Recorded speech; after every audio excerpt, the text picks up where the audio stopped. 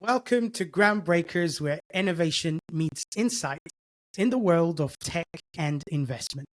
I'm your host, Tarek Fouad, joining you each week from Shorooq Partners, the leading tech alternative investment manager in the Middle East and North Africa.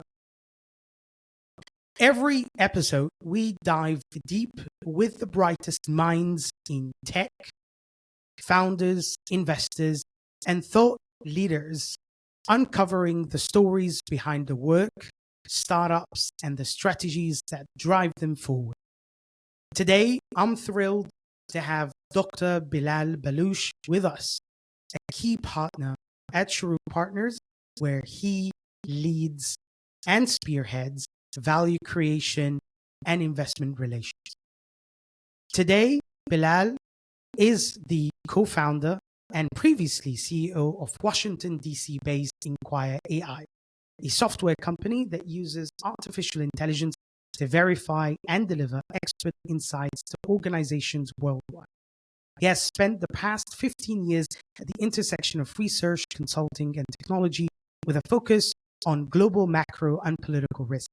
He received his doctorate from the University of Oxford, master's from Tufts University, and bachelor's from the London School of Economics. Together, we'll explore the intricate world of value creation, uncovering how Shorooq Partners not only invests in companies, but actively enhances their growth and success. Stay tuned as we unpack the secrets of transformation into performance with Dr. Bilal Baloch. Let's get started.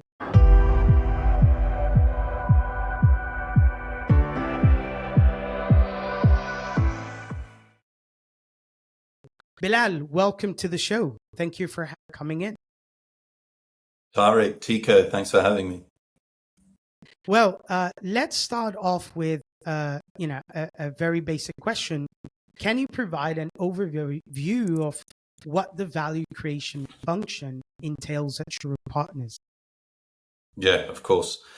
So look, value creation, for those of your guests that don't know, is typically associated with private equity, right? Private investors that take larger stakes in companies, typically even ownership stakes in companies.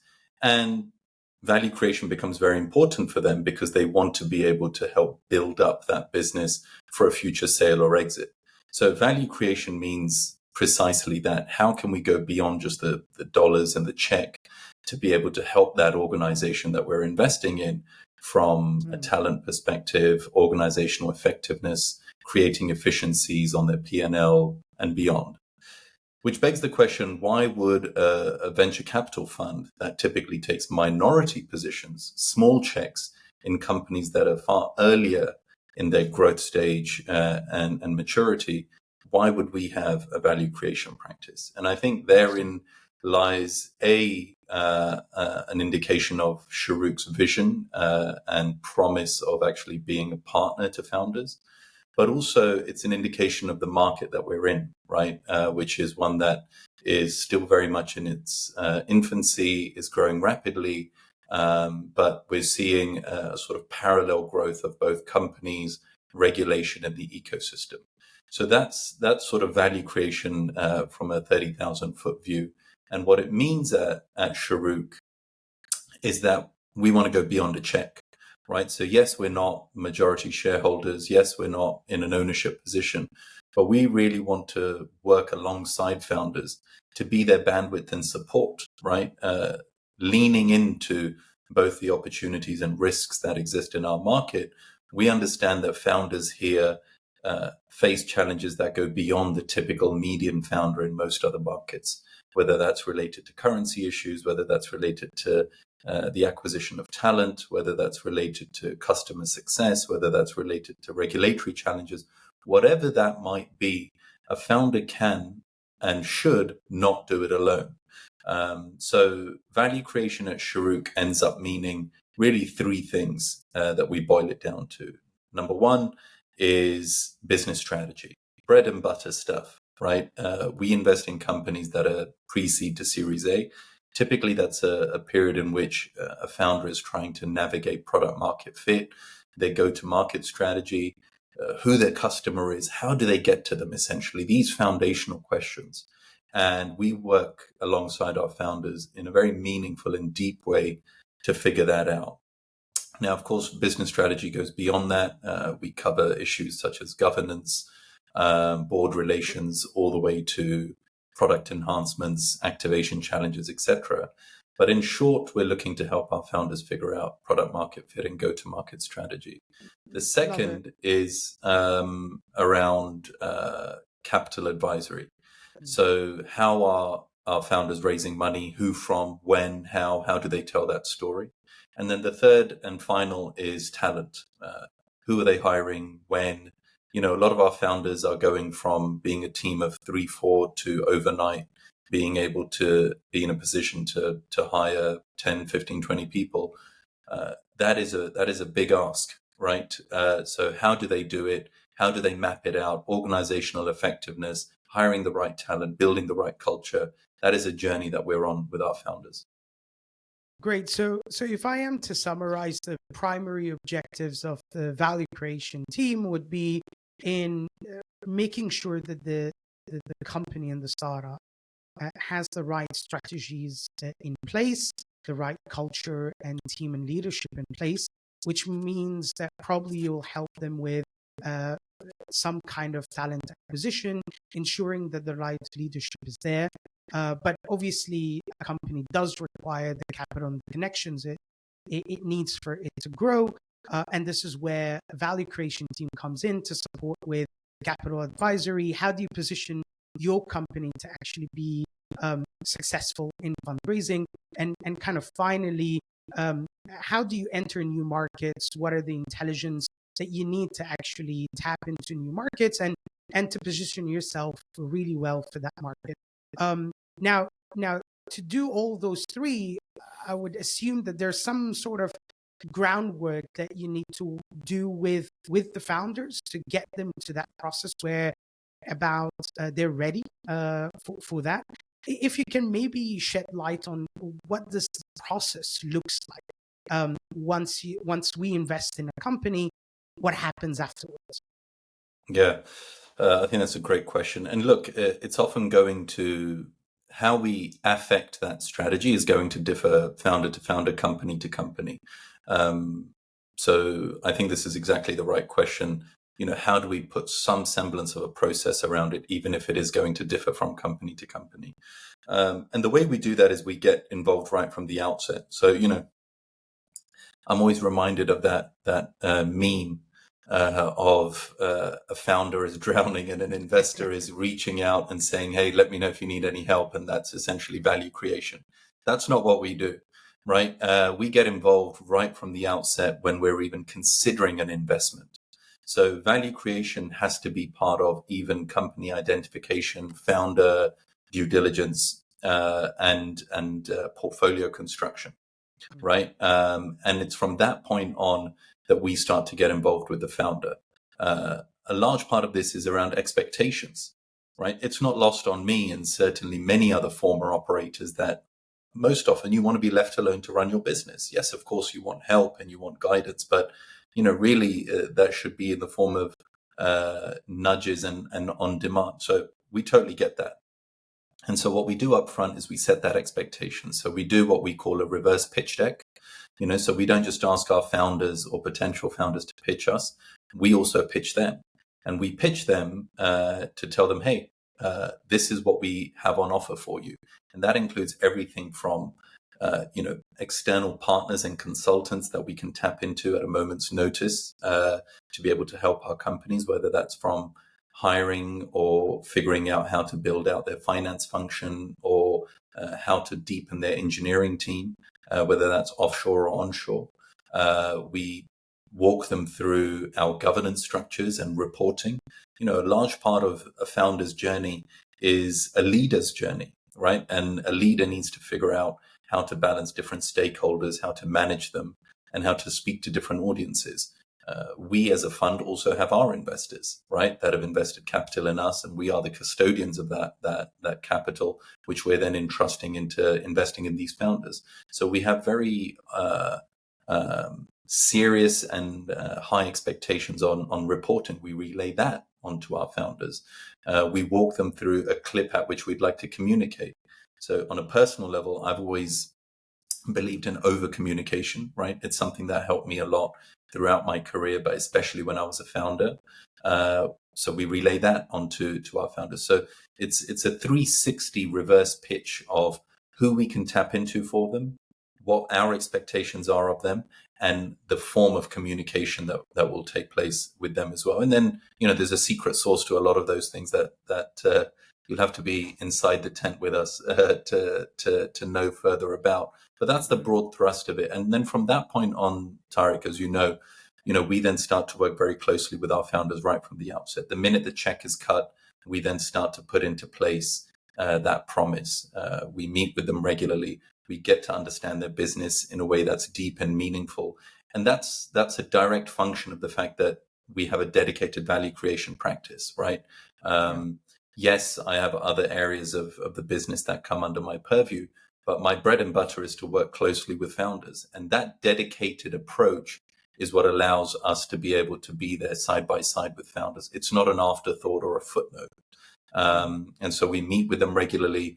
We're with them, coaching them, guiding them along the way, and not just the founders, also their senior teams, right? So I spend a lot of time with the VPs of sales, the VPs of customer success, the CROs, because these are the functions that need to get off the ground in the most in the quickest and the strongest fashion for early stage companies.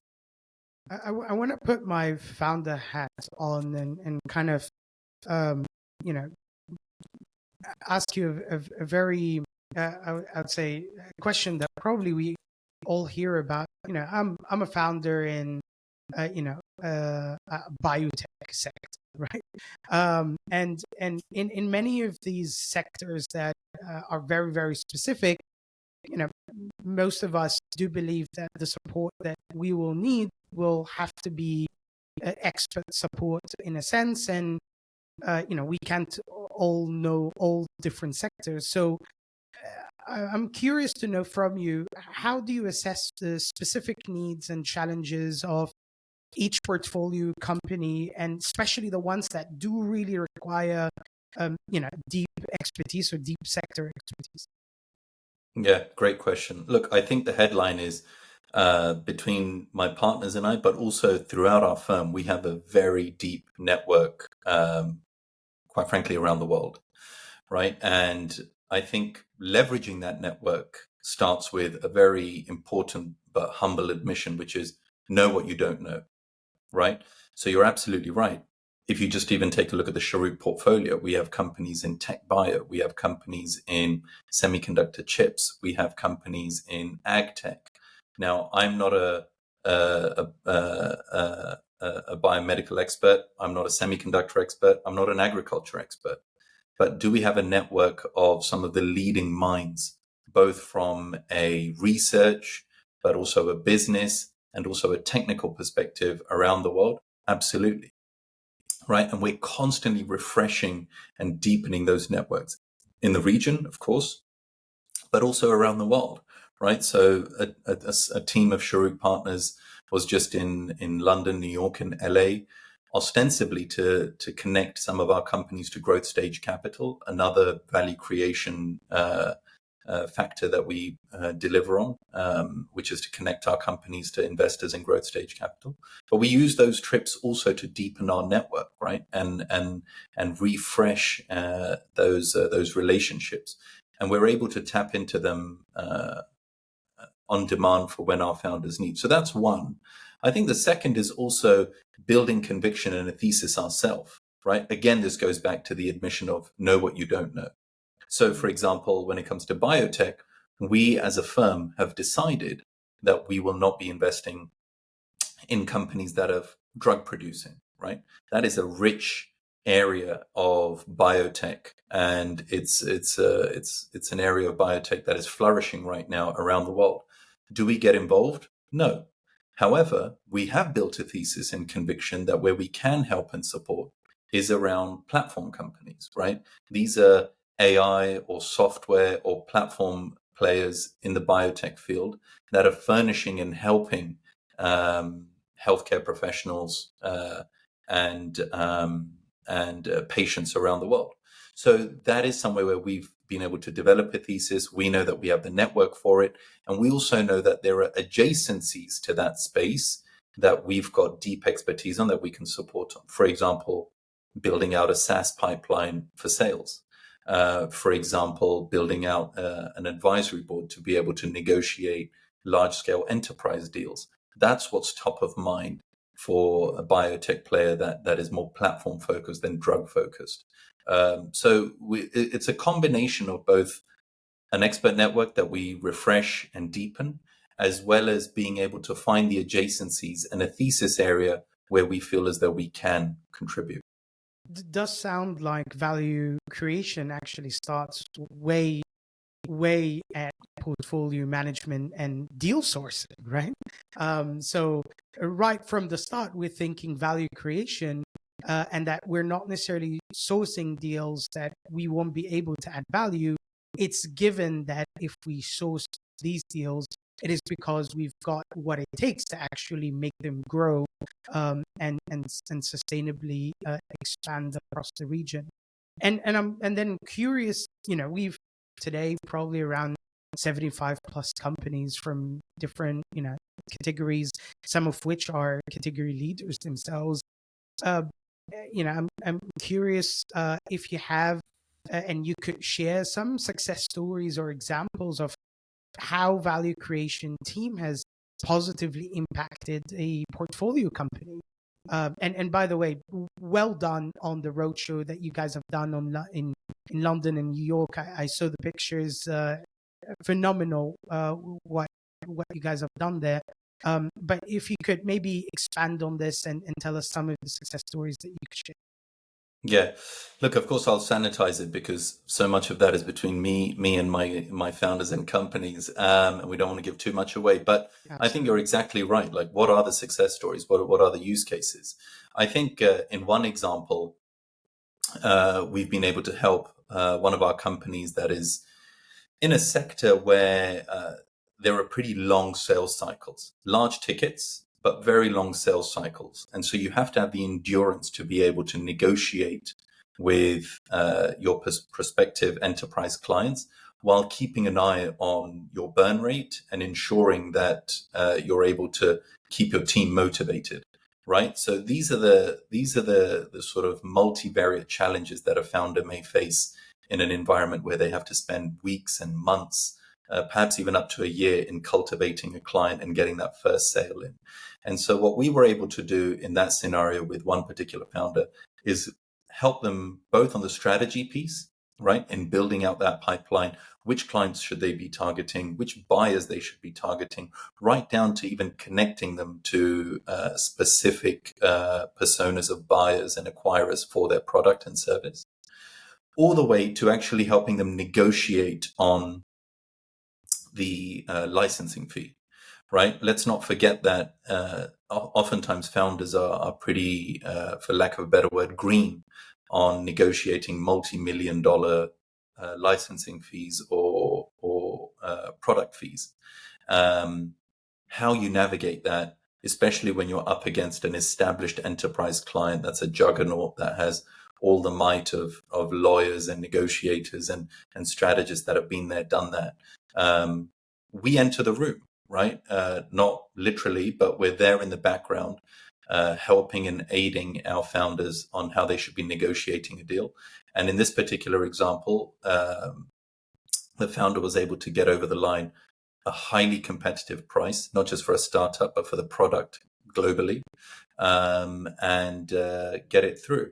And that will now provide pretty steep learnings on how to do this next time. It should also then lead to cutting down the sales cycle and the time to deal next time as well. And these are all the learnings that sort of, update your priors, as it were, so that the founder keeps learning. Another example comes to mind on crises and governance, right? Another area that you don't know off the bat as a founder is, how do you manage your board? And how do you deal with different board dynamics? How do you deal with different vested interests within your board. You may have an investor that has financial incentives. You may have an investor that has impact investor incentives. You may have an investor that has strategic incentives because they're a corporate, right? Being able to coach and guide a founder through that, especially at tipping points where they want to raise more money or where they want to hire a critical piece of talent, or they want to roll out a new product.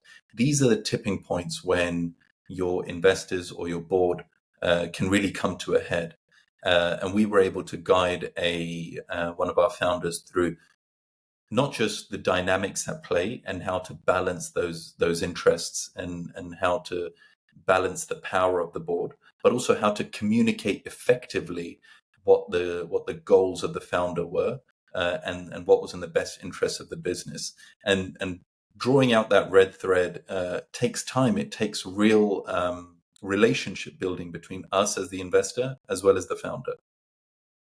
To stay on the topic of boards, and one of the questions that comes to my mind would be, as we work alongside value creation team at Shorooq Partners, does it happen that we always align on what is important for the company? And how do we, and the value creation team ensure kind of alignment and collaboration between us and the founders? Yeah, I think great question. Look, I think when I was an operator, I tried to stick to this mantra, and it's one that I say to all my founders, which is, you don't have to agree with what I say. You don't have to implement what we tell you to implement, but you, at the very least, need to give us the time and respect to explore what we've said and then come back and give us an answer. Now, why do I use the word time and respect? It's not because we're your investors and we're in this principal agent relationship. No, it's because we have the pattern recognition across the board, across now over 70 plus portfolio companies, that allows us to see stuff that you simply don't, right? So a founder is focused on one or a small set of challenges within a bounded company, right? Whereas as early stage investors, especially in a market that is in its infancy, we are seeing multiple companies face multiple challenges that you, as one of my singular founders, may actually be able to learn from. And so give due respect to that vantage point, and give the time to take on any guidance or support or counsel that we've given you, and just explore it.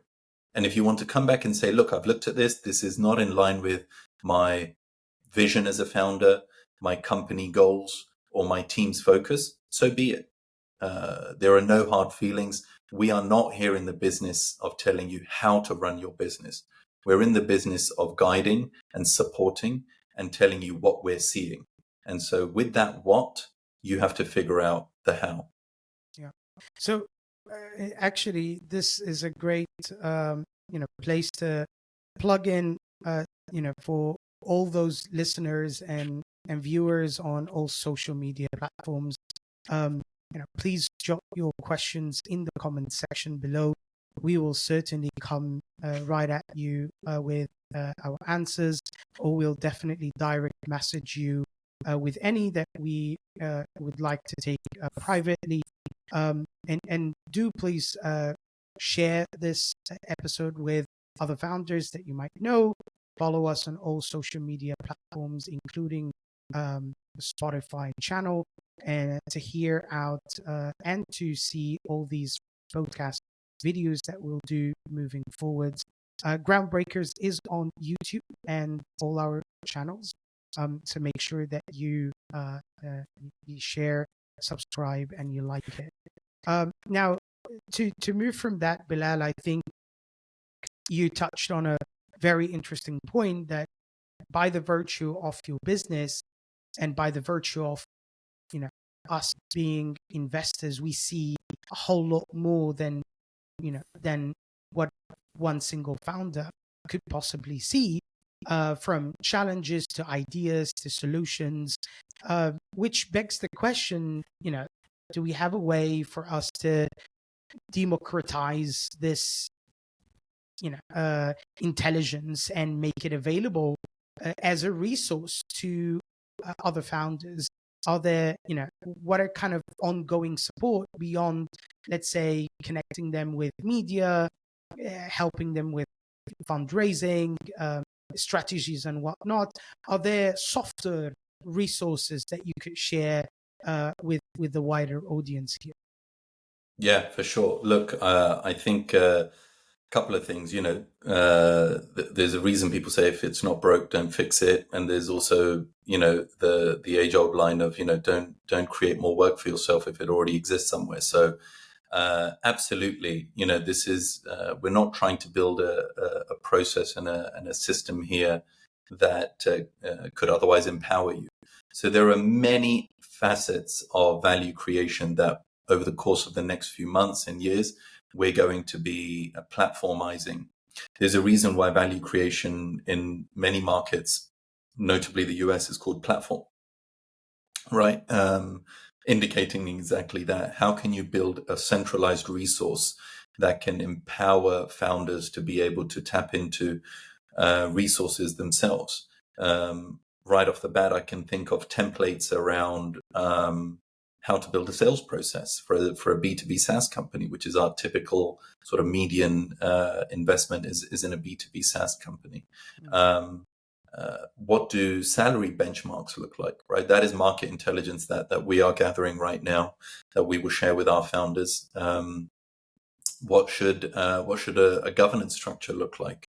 How do you even set up a board? What should a salary negotiation with talent look like? How do you most effectively think through ESOPs? How do you think through your pitch deck from seed versus Series A? What are the kind of metrics that you should be thinking through? So much of what we work with on founders can be platformized. And actually, I see that as a benefit because that then narrows the scope of the more human and relational aspects of what we do and gives us more time to focus on that, which is a key aspect of value creation. And look, at Sherook, I think we are not just investors; we are fundamental contributors to the ecosystem. So there is no doubt in my mind that at some point we're happy to even share some of those resources widely and make them open sourced. If others can benefit from it, great. We don't see this as zero sum. We know the value we bring, and we know what we're building here, and we don't see this as a zero-sum competitive space. We will at some point be open to sharing some of those resources openly because we realize that we're in an ecosystem that is still growing and maturing. Love it, Bilal. And maybe just to kind of close the loop on value creation to a degree, comes the point where, okay, we've added value to the portfolio, or at least we feel we did, right? And there is so much research out there that kind of shows that investors kind of estimate the value that they brought into the companies. But I know that our approach is slightly different.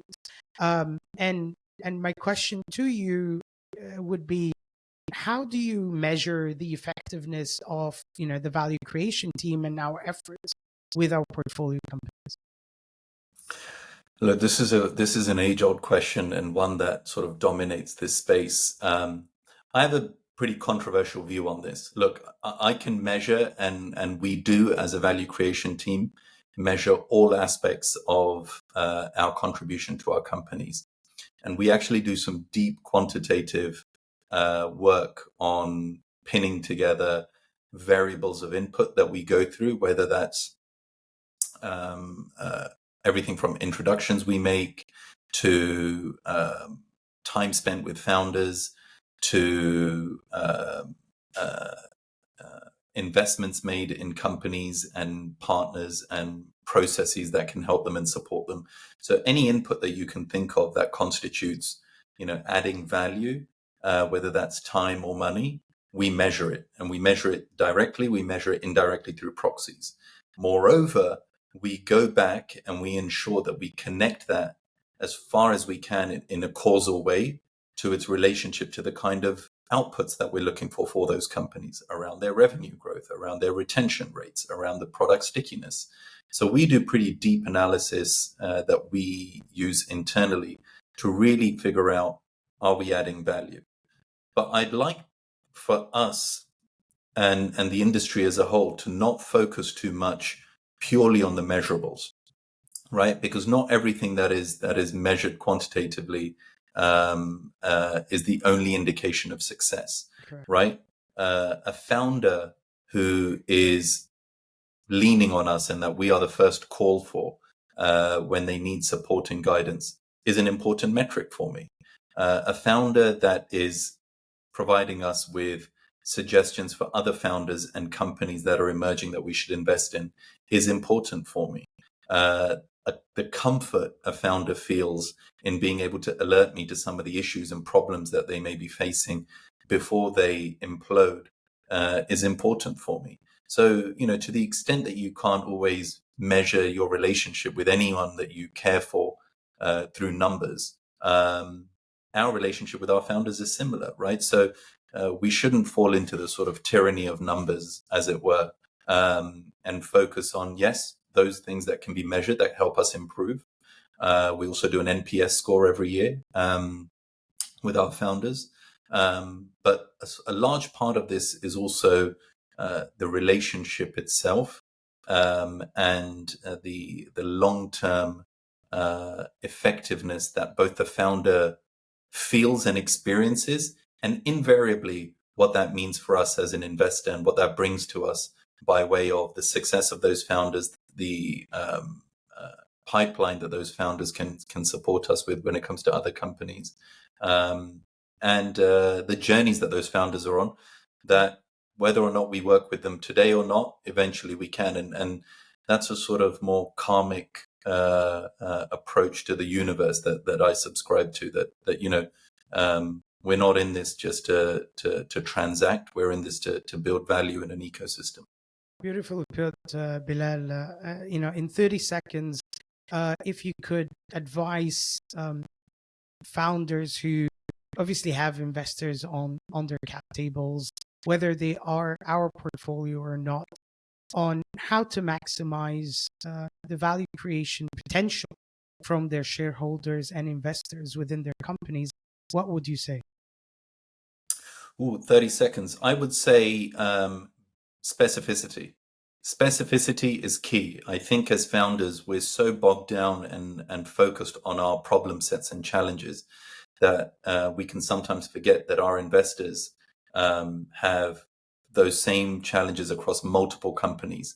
And so when we're asking for help and we're asking for guidance and support, whether it's connection to a company, whether it's to re-up and follow on an investment, or simply it's just their time, we have to do so with very specific asks.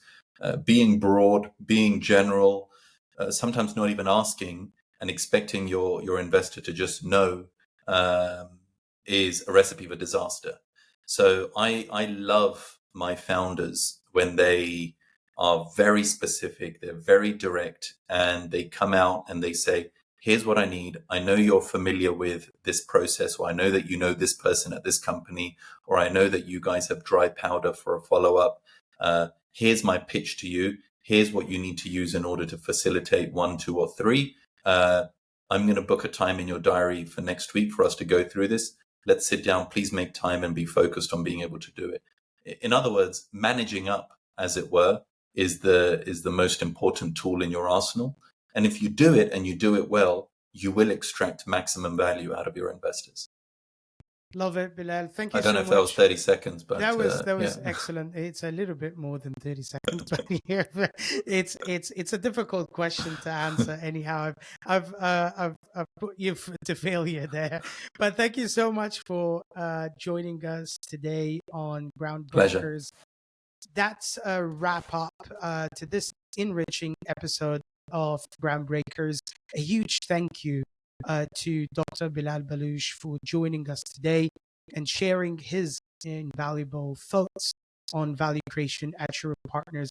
For our listeners who are currently raising capital, please reach out to us on our website, Shorooq Partners, Sherook.com. That's Sherook.com, SHOROOQ.com.